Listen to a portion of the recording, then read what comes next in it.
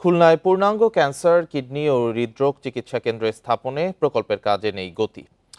প্রকল্পের কাজ হয়েছে মাত্র 50 থেকে 55%। দ্বিতীয় মেয়াদ শেষ হতে বাকি 5 মাস। এদিকে কাজের ধীর গতিতে ক্ষোভ প্রকাশ করেছে নাগরিক নেতৃবৃন্দ। আর চিকিৎসকরা বলছেন, হাসপাতাল নির্মাণে দীর্ঘসূত্রিতায় চিকিৎসা সেবা থেকে বঞ্চিত হচ্ছেন এই অঞ্চলের মানুষ। বান্ডেল থাকলে প্রতি সেনমানিতে টাকা বাঁচবে। বিকাশ সেনমানি বান্ডেল কিনে জিতুন প্রতি লেনদেনে। 2021 সালে খুলনায় ক্যান্সার, কিডনি ও হৃদরোগ চিকিৎসা কেন্দ্র স্থাপন প্রকল্প হাতে নেয় সরকার। মেডিকেল কলেজে ওই বছর শুরু হয় 100 শয্যার ভবন নির্মাণের কাজ।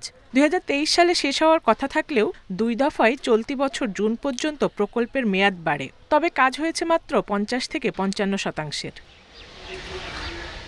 2টি বেসমেন্ট ফ্লোর সহ 17 তলা বিশিষ্ট ভবন নির্মাণের জন্য 2 ঠিকাদারি প্রতিষ্ঠানের সঙ্গে চুক্তি করে গণপূর্ত। মাটির দুর্বলতা, করোনা এবং রাজনৈতিক কারণে কাজের ধীরগতির দাবি ঠিকাদারদের। মাটি খারাপের জন্য আমাদের এখানে শীট পাইল করে তারপর মাটি খনন করতে হয়েছে। করোনার জন্যও কাজের বেশ খানিকটা গতি মন্তর হয়ে যায়। এদিকে কাজের ধীরগতির কারণে ক্ষোভ প্রকাশ করেছেন নাগরিক নেতৃবৃন্দ। প্রকল্প মেয়াদ শেষ হলেও সেটা একেবারে হ্যাঙ্গিং অবস্থায় আছে এবং আদৌ কী হবে ভবিষ্যতে আমরা জানি না, এবং বলা চলে যে আসলে অনিশ্চয়তার মুখে পড়ে গেছে। চিকিৎসকরা মনে করছেন, হাসপাতাল নির্মাণের দীর্ঘসূত্রিতার কারণে খুলনা অঞ্চলে ক্যান্সার আক্রান্ত রোগীরা সেবা পেতে বঞ্চিত হচ্ছেন। কাজের যে গতি তাতে আমরা খুব একটা আশাবাদী না।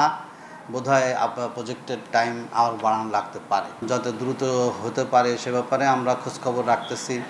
নির্ধারিত সময়েও শেষ হচ্ছে না প্রকল্পের কাজ বলছে গণপূর্ত বিভাগ। তারা বলছে আরও 1 বছর বাড়ছে প্রকল্পের সময়। দরপত্র আহ্বান করা হয়েছে ম্যাক্সিমাম, আর কয়েকটা বাকি আছে, সেটা দরপত্র আহ্বান করা হবে। টোটাল 8টা যে বিভাগের জন্য আর 1 বছর বর্ধিত হচ্ছে, সেটা জুন 2026-এর মধ্যে টোটাল 8টা বিভাগের প্রকল্পই শেষ হয়ে যাবে। প্রকল্পের ডিপিপি মূল্য 240 কোটি টাকা, এর মধ্যে ভবন নির্মাণে 124 কোটি টাকা এবং অন্যান্য ব্যয় 116 কোটি টাকা। Independent news.